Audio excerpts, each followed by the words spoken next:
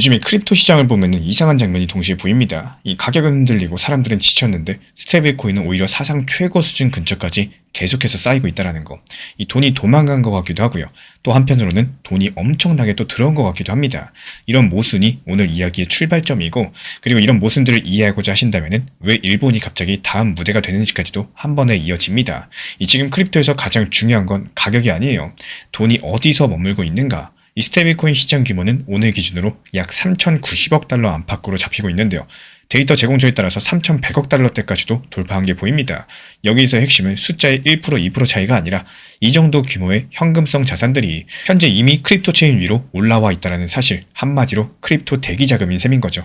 그리고 이더리움 위의 스테이블코인만 보더라도 1,600억 달러대 수준입니다. 이건 크립토 생태계가 가지고 있는 현금 주차장이 역사적으로 역대급으로 커졌다는 뜻이겠죠. 만약에 이 천문학적인 돈의 절반 아니면 30% 정도만이라도 암호화폐 시장으로 유입이 된다라고 한다면은 이에 따른 엄청난 불장이 순식간에 벌어질 것은 자명한 상황이기 때문에 이번 영상 통해서 이런 스테이블코인과 돈의 흐름들 낱낱이 파헤쳐드려 보도록 하겠습니다. 여기서 한 가지 질문이 생겨요. 이 현금이 이렇게 많은데 왜 가격은 같이 오르지 못하느냐는 질문이겠죠. 여기서 첫 번째 오해가 나옵니다. 스테이블 코인이 늘어나면 무조건 상승장이라는 생각인데요. 실제로는 그 반대도 가능합니다. 스테이블 코인은 들어올 때도 쓰이지만 암호화폐 시장에서 오히려 돈이 빠질 때도 쓰인다라는 거. 그래서 스테이블 코인이 커지는 현상은 이게 호재라기보다는요, 시장의 속도를 키우는 연료통이 더 커졌다고 보는 편이 정확하겠죠. 매수를 할 수 있는 현금 총알이 엄청나게 쌓여 있다는 겁니다. 그렇다면 여기서 방향성만 잡아주면은 당연히 속도가 빨라지겠죠. 근데 방향성이 꺾이면은 더 거칠어질 수도 있다는 거. 그렇다면 지금 이 연료통은 왜 커졌을까요? 이때부터는 차트가 아니라 통화랑 정책을 보셔야 돼요. 오늘 날짜 기준으로 봤을 때 현재 세계는 중앙은행 방향이 갈라지는 시기에 있습니다. 현재 미국은 어때요? 유동성의 바닥을 받치려는 쪽으로 금리 인하 추이로 기울고 있고요. 일본은 어떻습니까? 오히려 금리 정상화를 밀어붙이면서 금리 인상을 하고 있습니다. 미국 연준 같은 경우는 이번 달 기준금리 3.5에서 3.75%까지 내려버렸고요. 그리고 준비금이 충분한 수준을 유지할 수 있도록 단기 국채를 필요할 때 매입하겠다고 밝혔습니다. 쉽게 비유를 드리자면은 집 안에 물탱크가 너무 비어버리면은 이거 수도가 끊길 수 있으니까 물을 다시 채우는 장치까지도 같이 켜겠다라는 말인데요. 이런 신호가 위험자산에 상당히 우호적으로 작동할 때가 많은 거고, 또 반대로 일본은행 같은 경우는 12월 19일 단기 금리를 약 0.75%포인트까지 올려버렸죠. 그리고 전망이 실현되면은 추가 인상을 계속하겠다라는 끊임없는 금리 인상 방향성까지도 유지를 했습니다. 이런 것들이 일본이 오랫동안 유지해왔던 초저금리 시대에서 점점 빠져나오고 있다는 뜻인데요. 그리고 여기서 중요한 연결고리가 바로 엔화입니다. 이 글로벌 금융시장에서는 오래된 습관이 하나 있는데요. 금리가 낮은 통화로 돈을 빌려서 금리가 높은 곳이나 위험자산에 투자하는 습관인데요. 과거에는 엔화가 대표적인 빌리기 쉬운 돈이었다면은 일본 금리가 올라갔을 때 이런 습관이 흔들리겠죠. 빌리는 비용이 올라가고 엔화가 강해질 수 있기 때문입니다. 그러면 포지션을 줄이는 움직임이 나오고 그 충격이 주식과 채권, 원자재를 거쳐서 크립토 암호화폐 시장까지 번집니다. 이때 사람들이 보통 가장 빨리 숨을 수 있는 곳으로 이동하겠죠. 그 숨는 곳이 바로 스테이블코인 시장입니다. 그래서 가격은 흔들리더라도 현금이 더 쌓이는 이런 모순이 생긴다는 거고, 여기서 이번 이슈의 핵심은 결국에 돈이 떠난 게 아니라요. 규제랑 정책 신호를 기다리면서 눈치 보는 이 스테이블코인으로 형태만 바꿔서 주차 중이라는 점이겠죠. 예를 들어가지고 비트코인, 리플, XRP, 솔라나 여러가지 코인들에 대해서 매도한 금액, 이 금액이 현금으로 빠져나간 게 아니라 현재 스테이블 코인 시장으로 옮겨갔다는 뜻입니다. 그리고 여기서 두 번째 핵심, 이제 이 주체된 돈이 움직일 때 어느 입구로 들어가고 어느 출구로 나가느냐, 이게 훨씬 더 중요해진 상황인데요. 이런 입구랑 출구를 결정하는 게 바로 규제입니다. 스테이블 코인은 단순한 코인이 아니라 이 사실상 디지털 현금입니다. 현금은 국가가 싫어하죠. 통제 밖에서 돌아가면은 세금도 자금 세탁도 금융 안정도 흔들리기 때문이에요.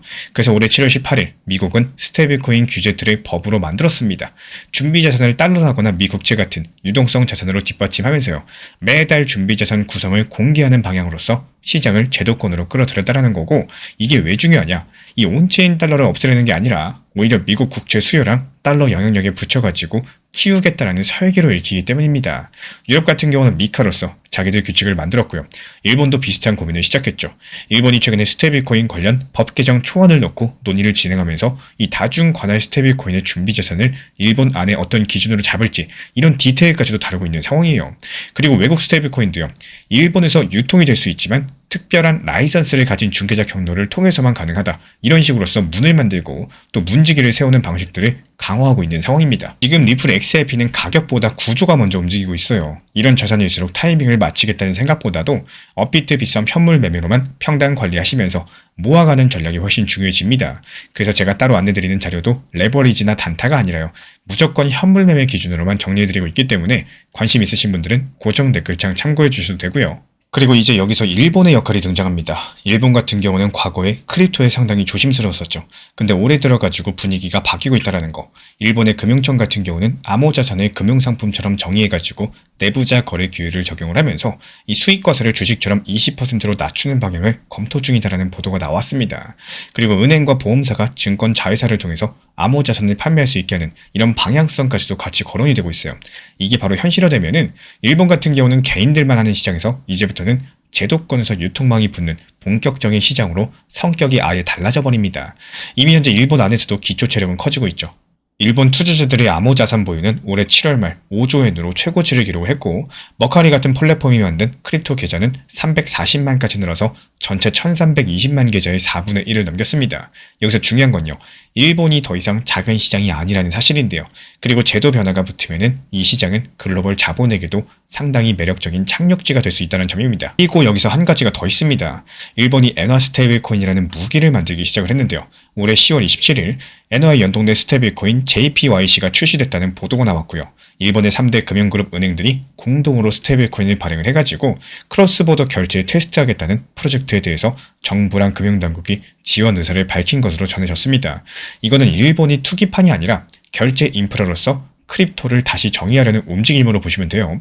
엔화 스테이블코인이 왜 중요하냐? 이 달러 스테이블코인만 있는 세상에서는 결국에 모든 길이 달러로만 연결되겠죠. 근데 엔화 스테이블코인이 제대로 자리를 잡으면은 일본 안에 결제랑 정산이 이 체인 위에서 돌아갈 수가 있고요. 해외에서는 달러 스테이블코인은 엔화 스테이블코인이라는 이 환전과 결제의 연결망이 생깁니다. 즉 현재 일본은요. 글로벌 유동성을 빨아들이는 현금의 관문을 만들 수가 있어요. 그리고 여기서 일본의 다음 역할은 가격을 올리는 시장이 아니라요. 돈이 드나드는 문을 설계하는 시장이 될 겁니다. 그래서 이번 이슈의 핵심은 글로벌 자본들은 크립토를 떠난 게 아니라 스테이블코인이라는 이런 형태로서 대기하고 있다는 겁니다.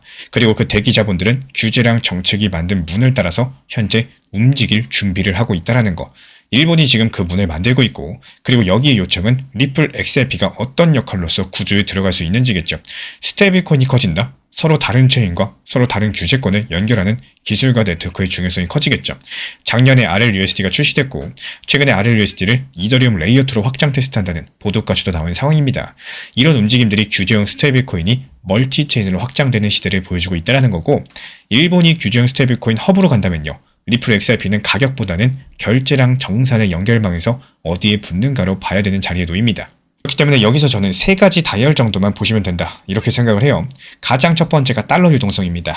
연준이 금리를 내리면서도 준비금을 지키겠다라고 하는 것은 현재 시장 바닥의 물이 중요하다는 뜻입니다. 그리고 두 번째가 엔화 레짐입니다. 일본 금리 인상 속도랑 엔화 방향성은 전 세계 위험자산 포지션에 영향을 주겠죠. 그리고 마지막 세 번째, 일본의 규제랑 세금입니다.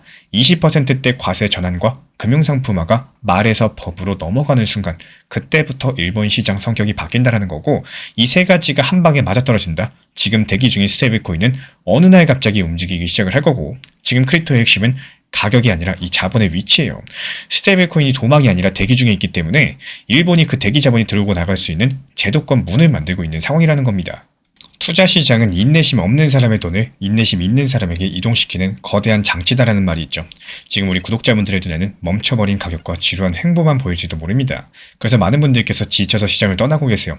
하지만 오늘 우리는 이 데이터의 이면을 확인을 해봤습니다. 3천억 달러라는 역대급 자금이 사라진 게 아니라요.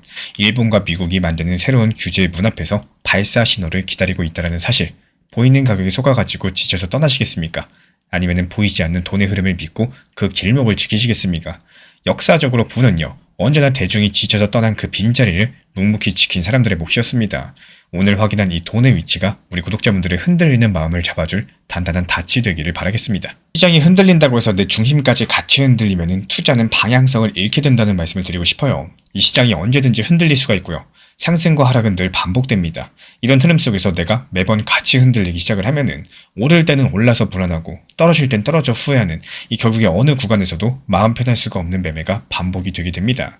이렇게 중심이 없는 상태가 계속되면은 자연스럽게 내가 사면 떨어지고요. 내가 팔면 오르는 것 같다. 이런 느낌이 반복이 되는데 이건 시장이 이상해서가 아니라 기준 없이 감정에 따라서 움직였기 때문에 생기는 결과예요. 예전부터 샀다 팔았다 자주 하면은 안 좋다는 말들이 많았었죠. 그 말의 핵심은 매매 자체가 아니라 타이밍의 문제고요. 이미 상승의 끝자락에 가까운 구간에서 조급하게 추격 매수하고 반대로 하락의 끝부분, 바닥에 가까운 구간에서 공포에 매도하는 이런 샀다 팔았다가 반복되면은 점점 내 계좌는 힘들어질 수밖에 없습니다. 하지만 같은 매매라고 할지라도 비중을 나눠서 조절하고 적당한 구간에서는 줄여나가고 내려온 구간에서는 다시 채워넣는 이런 원칙 매매를 활용하면은 당연하게도 투자 흐름을 내 편으로 만들 수가 있고요. 흔들리는 시장 속에서도 중심을 지키는 가장 현실적인 방법이 되어줄 겁니다. 결국에 투자라는 게 시장을 맞히는 게임이 아니라 흔들리는 환경 속에서도 내 기준을 지켜내는 싸움이고요. 끝까지 살아남는 거는 시장이 아니라 나 자신을 관리한 사람입니다. 사실 정보가 부족해서 손실을 보진 않습니다. 이 정보는 넘쳐나요. 진짜 중요한 건 그 정보를 언제 어떻게 써야 되는지입니다. 그래서 제가 실제로 활용하고 있는 관점, 가격 변동 구간을 읽는 방식들, 그리고 주요 가격대를 정리한 기준표를 받아보고 싶으신 분들을 위해서 정리된 자료를 제공해드리고 있습니다. 필요하신 분들께서 현재 보이는 번호로 문자 신청 주시면 되고요. 혼란스러운 시장에서도 길을 잃지 않도록 도와드릴 수 있는 자료입니다.